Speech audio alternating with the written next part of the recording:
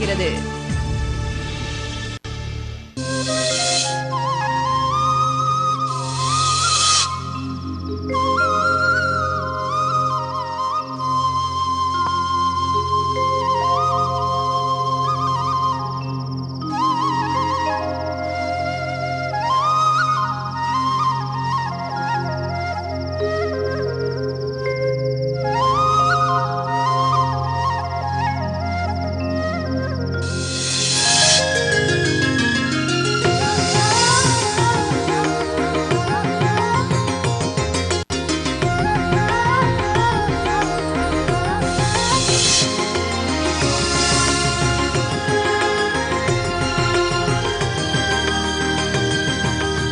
குமாரி,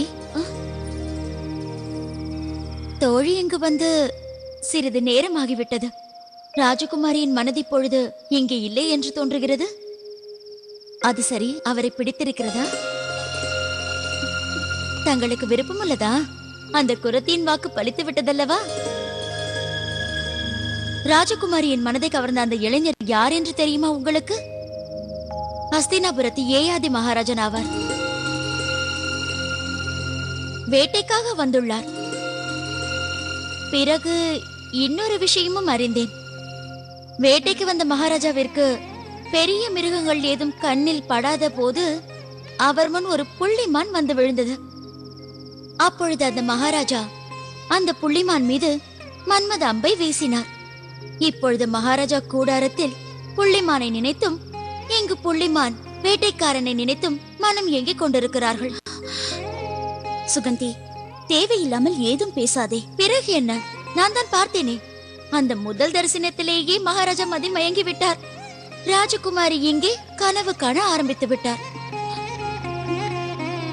ரிஷபர்வாவ மகாராஜாவின் மகள் ஷர்மிஷ்டைக்கும் ஹஸ்தினாபுர மன்னர் ஏயாதி மகாராஜாவிற்கும் நல்ல பொருத்தம் தான்.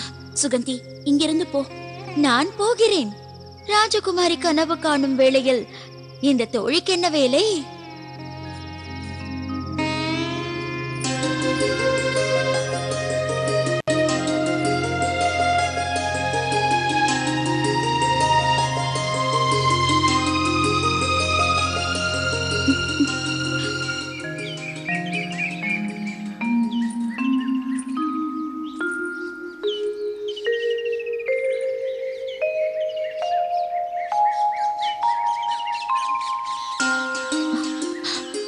வேண்டாம் சுகந்தி, என்னால் அவரை பார்க்க முடியாது.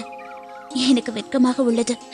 நாம் திரும்பி சென்று விடுவோம். குமாரி, ஆசை முன்புறமும் மனது பின்புறமுமாக இருக்காதீர்கள். மகாராஜன் உள்ளேதான் இருக்கிறார்.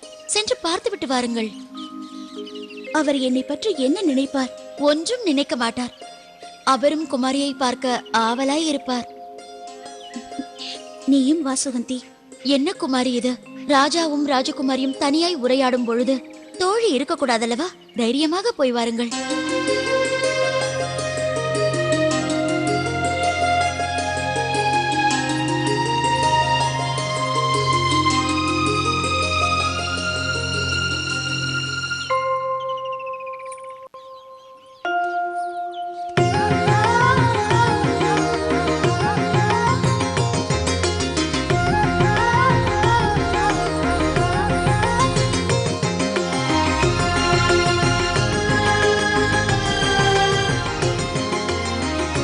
வணக்கம், வாருங்கள்.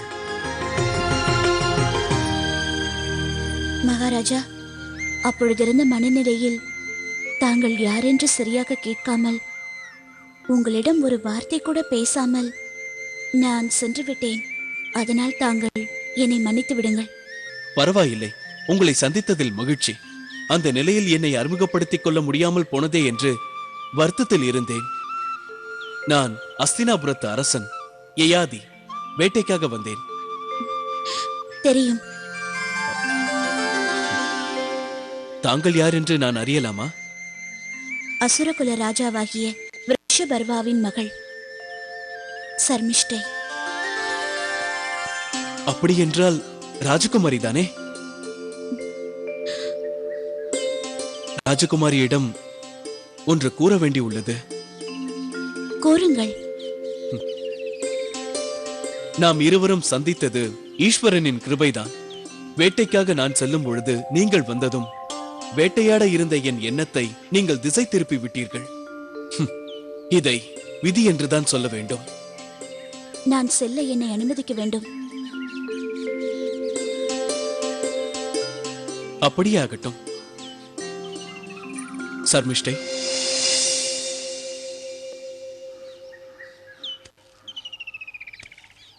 இனி நம்முடைய அடுத்த சந்திப்பு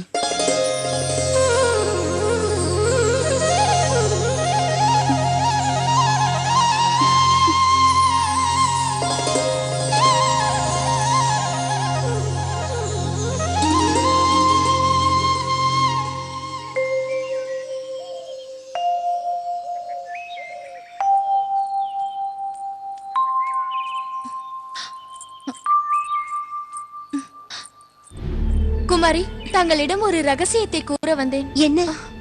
சர்மிஷ்ட ராஜகுமாரியும் யயாதி மகாராஜாவும் விரும்புகிறார்களாம்.